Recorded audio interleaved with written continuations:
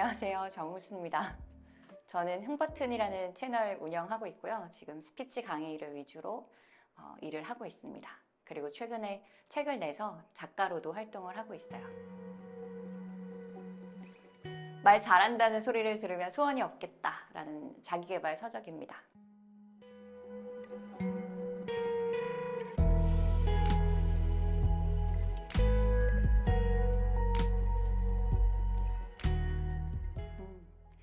저는 뭘 한다 하면은 끝까지 하더라고요.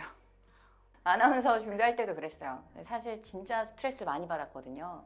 열등감도 컸고 내가 할 수 없는 길이다 이런 생각까지 들었었어요. 또 워낙 말을 잘 안 했기 때문에 제 생각을 밝히고 남들 앞에서 이야기를 하는 게 어렵고 불편한 거예요.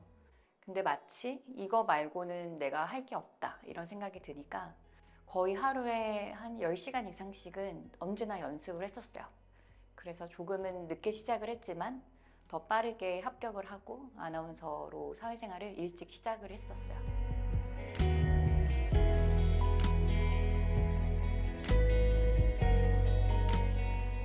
저는 하고 싶은 것만 하고 살고 있어요. 아나운서도 그랬고요.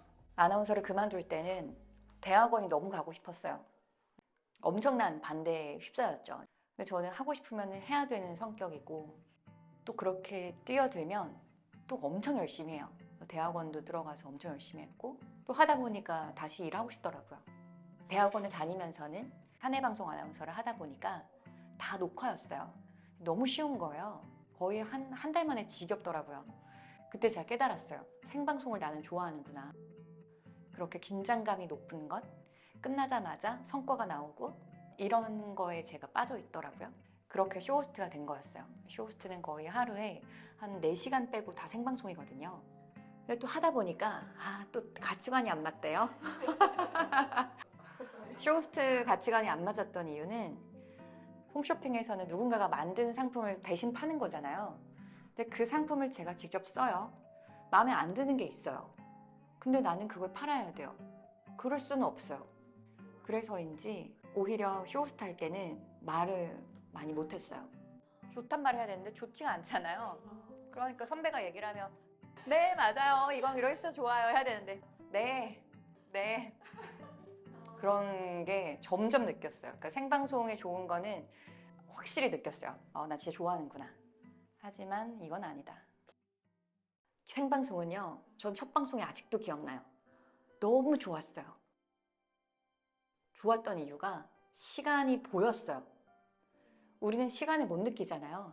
근데 카메라에 빨간불이 딱 들어오는 순간 이 시간에 저만 말할 수 있어요. 다들 숨을 죽여요. 그렇게 제가 살아있는 걸 느낄 때 너무 좋았어요. 태어나서 처음 느끼는 기분이었거든요. 저의 온 신경이 집중됐어요. 그리고 이 시간, 이 1분 1초가 굉장히 중요하다는 걸 그때 체감했어요. 허투루 말하면 안 된다.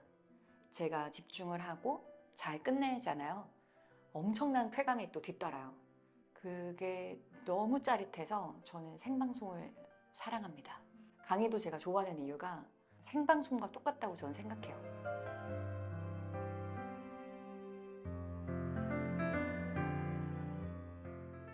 아니 근데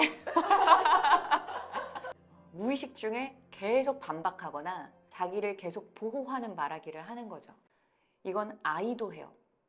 근데 이렇게 아니 하는 게 좀 되게 싫어요. 싫어진 게 쇼호스트 할 때였어요. 회의가 되게 많았거든요. 항상 뭐 시계를 팔면 시계 제조사나 PD, 쇼호스트 모이고 회의라는 게 의견을 내는 자리잖아요. 아이디어를 도출하는 자리고 어차피 우리는 하나의 물건을 잘 팔려고 같이 모였잖아요. 근데 계속 서로를 공격하고 반박하고 당신 의견 별로야. 계속 아웅다웅 싸우는 거예요. 처음에는 몰랐어요. 근데 회의가 끝나고 나면 기분이 나쁜 거예요. 근데 보니까 그런 멘트들 하나하나가 기분이 나빴어요. 근데 이게 비단 회사뿐만 아니라 가족에서도 그런 이야기를 하잖아요. 저희 엄마 아빠도 놀러 가서 맛있는 밥을 먹으려고 하겠죠. 근데 엄마는 저 두부집 가자 그러고 아빠는 생태탕 먹으러 가자 그러고 둘이 싸워요. 근데 이게 보면 서로가 무슨 여기까지 와서 두부야 이게 문제인 거예요. 두부도 좋은데 생태탕 어때? 그냥 이렇게만 하면 되거든요. 근데 여기까지 와서 무슨 두부야? 참 이상해. 이렇게 하는 게 문제인 거죠. 이게 익숙해진 것 같아요. 그냥 아니라는 게. 근데 반대로 봐봐요. 네, 반대가 아니오잖아요. 근데 네라고 많이 하는 사람은 없어요. 그거 이상한 거 아니에요? 긍정해주면서 그럼 이건 어때? 라고 하는 게 없다는 거죠. 그런데도 정말 많이 해요. 그런 데를 국어사전에 찾잖아요. 앞에 나온 내용을 반대하는 이야기를 할 때 쓰는 접속 부사라고 나와 있어요. 그러니까 기분이 나쁜 거예요. 반대를 할 이유가 없는 상황에서 계속 근데 이러는 것들. 입버릇. 부정을 안 하면 되거든요. 저는 그렇게 상대방의 의견을 깔아뭉개거나 조금이라도 무시하거나 그거 이상해 하는 경향의 말하기, 그런 걸 서서히 고쳐나가면 되게 좋아질 거라고 저는 생각해요.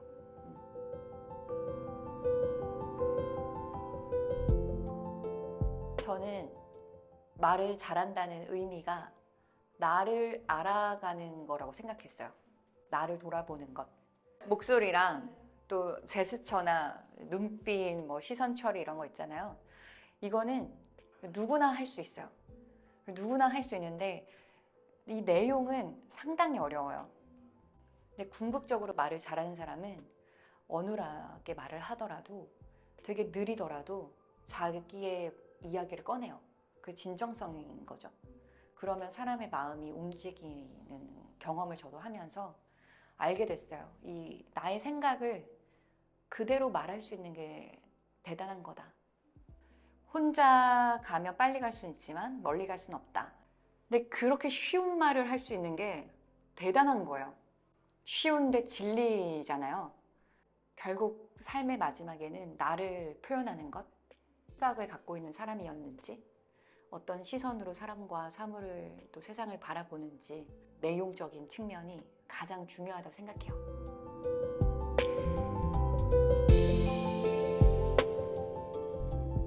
저는 지금도 많이 생각하는 그런 질문이 어떻게 살아야 될까? 이거인 것 같아요. 어렸을 때 저는 이른 나이에 죽을 거라고 생각했어요. 그냥 막연하게. 그래서 한 19살까지 제 인생이 끝날 줄 알았어요. 그래서 20대에 뭘 해야지가 없었어요, 저는. 하루살이였어요. 하루하루를 만끽하면서 정말 불나방처럼 그런 학창 시절을 보냈었거든요. 그런데 어쨌든 고등학교 때 다행히 선생님을 잘 만나서, 근데 옛날 같으면 선생님들이 때리고 이랬다면 그때 고등학교 선생님은 제 손을 잡고 눈물 지었어요. 대단한 선생님이었어요. 근데 그때 그 눈물 짓는 표정을 보면서 진심을 느꼈고요. 제가 대학을 가야겠다 이런 마음을 먹은 거였어요. 그렇게 대학을 가니까 또 너무 재밌는 거예요. 아, 세상이 재밌네. 살만하네. 그러면서 계획을 하게 되더라고요. 목숨이 이어지고 있으니까 그럼 내가 어떻게 살아야 될지를 생각하게 되는 거죠. 근데 어릴 때 저한테 그런 이야기를 해준 사람이 없던 것 같아요. 분명히 공부를 잘해야 되고 학생의 신분으로서 뭘 해야 되잖아요. 왜 해야 되는지를 설명을 안 해줬던 거죠. 제가 그렇게 말썽꾸러기였다면 선생님의 영향으로 나아진 삶을 하나씩 살게 된 거였잖아요. 그게 제가 느낀 희망이었고요. 전 청소년한테 관심이 많았어요. 저처럼 희망이 없던 친구들이나 꿈이 있어도 펼치지 못하는 환경에 있는 아이들, 근데 그들한테 아직 살만하다, 살아보면 괜찮다, 나 괜찮았다 이런 걸 말해주고 싶었어요.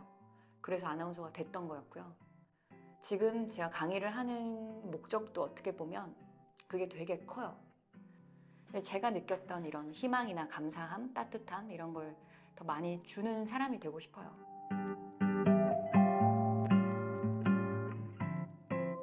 제 가치관이 삶이 소중한 이유는 언젠가 끝나기 때문이다, 이거예요.